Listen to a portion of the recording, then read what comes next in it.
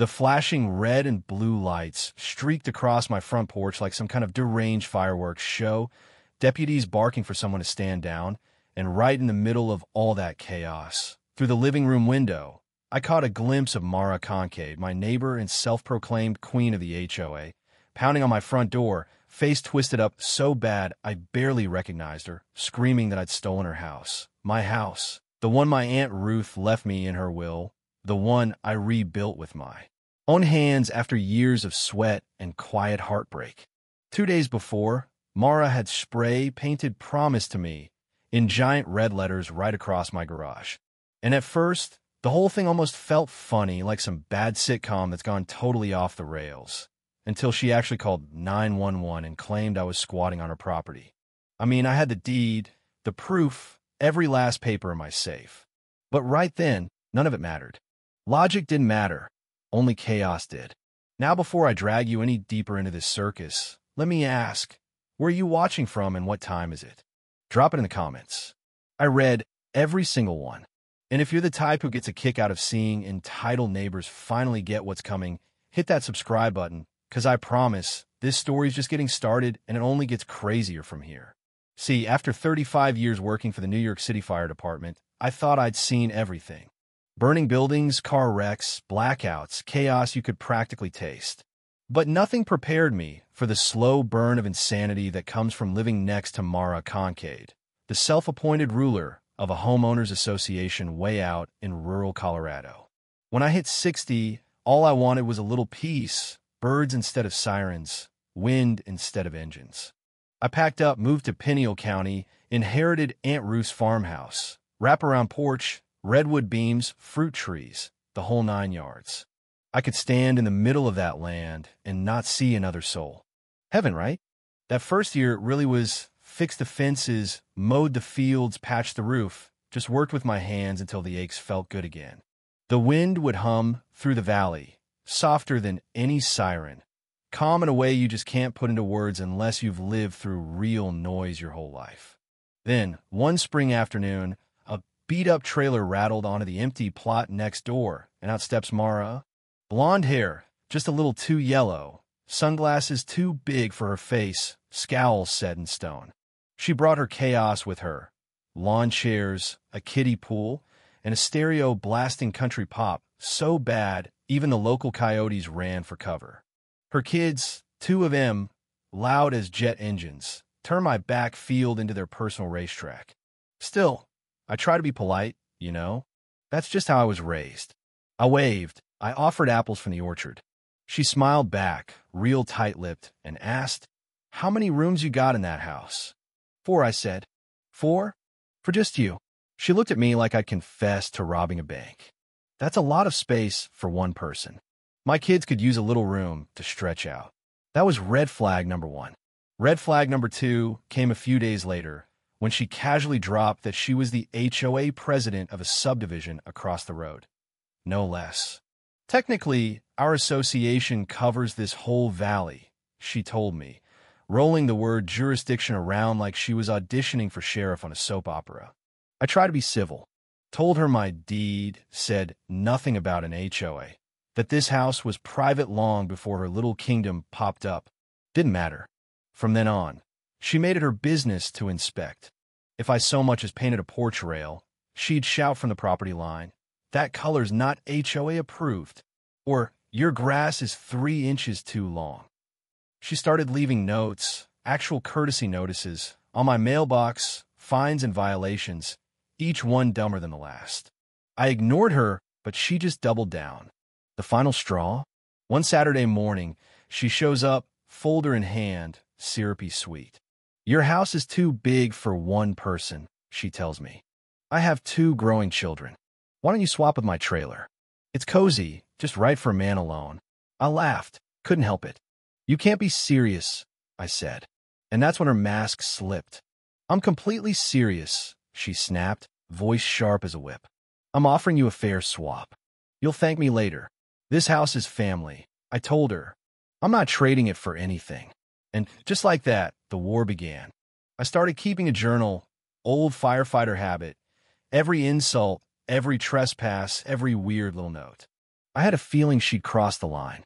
And boy, did she ever. One afternoon after a day of fishing, I get home and there's promise to me in red spray painted across my garage.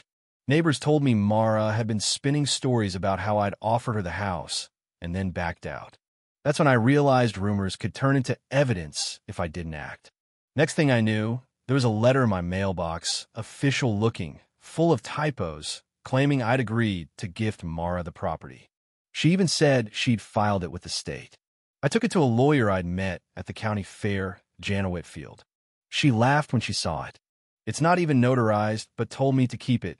People like her escalate, Jana warned. If she trespasses again, call the sheriff. So I did. I stopped thinking of Mara as just a nosy neighbor.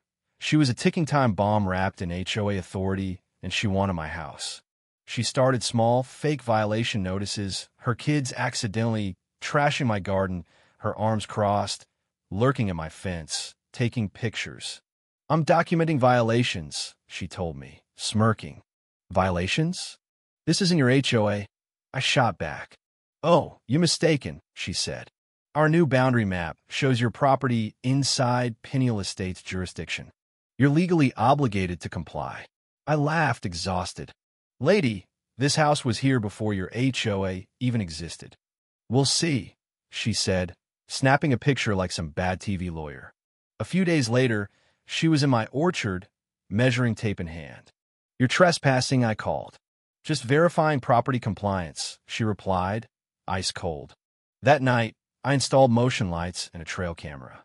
Next morning, she was live streaming from my property, ranting about me, refusing inspections.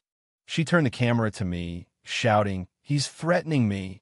She knew exactly what she was doing, trying to get me to react on camera. I walked away, but the tension just kept building. Her HOA buddies started driving by, taking pictures, leaving anonymous notes. You don't belong here. That's when I went to the sheriff, Deputy Rick Lawson, mustache you could trust with your life. He listened, looked through my pile of evidence. She's trying to establish control, he said. Problem is, unless she causes real damage, all I can do is warn her. I showed him the spray paint. That's vandalism, right? Yeah, but without witnesses, it's circumstantial. Just document everything. If she slips up, call us. And wouldn't you know it, she did slip up. My trail cam caught her and a friend, clipboard in hand, trespassing in broad daylight. I printed the pictures, handed them to Lawson. He paid her a visit, lights flashing, Mara waving her arms, ranting about citizen authority. The county didn't care about her fake power. Next morning, she had two guys in orange vests hammering a property lien sign in my yard. It's your order, sir, they said. You're trespassing too? I snapped. They yanked the sign out and took off. I called Jana. She's forging legal notices now. Typical HOA tyrant, she said. File this with the sheriff and get ready. She's not done. We drafted a cease and desist letter citing Colorado law, had it notarized, mailed it straight to Mara. She tore it up right there in her driveway. 2 nights later, she left a handwritten note. This property will soon belong to its rightful owner. Final warning. I called the sheriff again. Deputies came, took the note as evidence. Lawson told her, your job ends where his property line begins. She just smirked. A week later, Mara called 911, screaming about a squatter. 3 patrol cars rolled up at dawn. Mara in her bathrobe, arms crossed, loving every second. Sir, are you the homeowner? The deputy asked. Yes, I said, holding out my deed, utility bills, everything. Lawson, my friend from before, scanned the paperwork. Checks out. He turned to Mara. Do you have any proof? He promised, she said, waving that old letter. Lawson shook his head. A letter isn't a deed, and your HOA has no authority here. She went red. This community recognizes my authority. One of the other deputies muttered, another one of those, Lawson told her, misusing 911 is a crime, ma'am. Next time you'll be arrested. She stormed back to her trailer. But the drama wasn't done. Mara's humiliation just made her double down. She started using proxies. A week later, her friend began parking by my driveway, just sitting there for hours on end. I documented everything, photos, video, even the emails. Jana filed for a no-contact order. When the deputies served it, Mara tore the paper up right in front of his face. "You can't silence the president of the HOA," she yelled. "Better start reading the fine print," the deputy replied. For a week, it was quiet. Too quiet. Then early one morning, my cameras caught Mara creeping up to my porch with her friend. She started pounding on the door, screaming, "You stole my home." I called 911 and stayed inside. Deputies arrived, arrested her for trespass and violating a court order. Even with Mara gone, her friends kept showing up, still trying to intimidate me. Jana's advice? Document, don't engage. You've already won the moral ground. And then came the twist. Turns out Mara's trailer wasn't even on her own land. County surveyors found it was 30 feet over the line, sitting on land owned by a rancher named Thomas Avery. When the county ordered her out, she went ballistic, filed complaints against everyone, tried to rally the HOA, even subpoenaed me to court. Judge Rowland took one look at her evidence and said, "You have no authority here." She was ordered to vacate within 30 days. Outside, she jabbed a finger at me, screaming, "You embarrass me in front of everyone." "Mara," I said, "you embarrass yourself." The next week, the county called about fraudulent documents. Someone had tried to transfer my property to the HOA, signature and notary stamp, both fake. It was Mara, of course. This time, charges stuck, forgery and filing false instruments. The sheriff took her away in cuffs. Valley neighbors actually came out to watch. Relieved, I put up a sign by my fence, "Private land. No HOA beyond this point." People loved it. It became a local joke. But the saga wasn't done. Mara's friend Tina took over as interim HOA president, tried to push visual impact jurisdiction, making up rules about how my property looked from the road. I took every letter to Jana. She said they were bluffing. But Tina wasn't. She sent volunteers, trespassed, took photos, even emailed threats. That was enough for Jana to file a lawsuit against the HOA itself. The county froze their accounts, subpoenaed Tina, and just like that, the visual jurisdiction nonsense collapsed. Tina resigned. The HOA crumbled, and for a while, the valley felt peaceful again. Of course, nothing lasts forever. A few months later, Mara and Tina hit me with a civil suit, defamation, interference with HOA governance, unlawful obstruction. I laughed when I read it, but Jana warned, "They're trying to wear you down." In court, the judge dismissed their claims as nonsense and upheld our countersuit. Mara and Tina were ordered to pay damages, forbidden from ever contacting me again. Word spread, I was the guy who bankrupted the HOA. Neighbors stopped by with pies, handshakes, stories. Even the sheriff joked about renaming our road No HOA Drive. Just as things settled down, Mara popped back up, filing her own paperwork. This time pro-SE, demanding her conviction be overturned, naming me and the sheriff as co-conspirators. I didn't even want to go, but the DA called me to verify records. In court, Mara looked like a ghost. Hair faded, eyes wild, clutching her binder of evidence. The judge threw it out instantly, banned her from ever filing anything in Pineal County again. After that, the real healing began. The county finished cleaning up Mara's mess. Tina sold her house and left. The old HOA sign came down, replaced with a plain one, Pineal Valley, unincorporated. The rancher Thomas started hosting cookouts again. Neighbors who once sided with Mara came around quietly, asking for forgiveness.